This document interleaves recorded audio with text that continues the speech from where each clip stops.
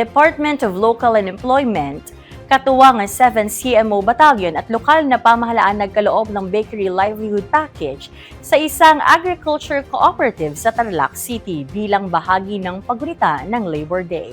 Ulat ni Thea Tugonon. Nagkaloob ng Department of Labor and Employment o DOLE ng Bakery Livelihood Package sa Cleared Agriculture Cooperative sa Tarlac City. Kasabay ng pagdiriwang ng Araw ng Paggawa. Layunin ng DOLE Integrated Livelihood Program na palakasin ang kabuhayan ng kooperatiba sa pamamagitan ng bread production at paglikha ng dagdag na pagkakakitaan para sa mga miyembro nito.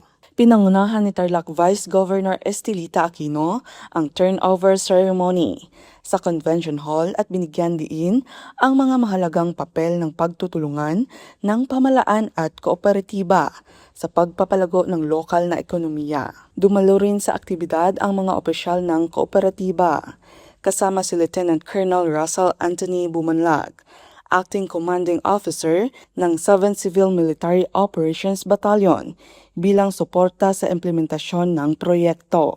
Ayon sa DOLE, inaasahang lilikha ang programa ng dagdag na trabaho, magpapataas ng produksyon at magbibigay ng mas matatag na pinagkukunan ng kita para sa mga benepisyaryo. Bahagi ito ng mas pinalawak na programa ng pamalaan upang palakasin ang micro-enterprises at suportahan ang sektor ng kooperatiba sa buong bansa.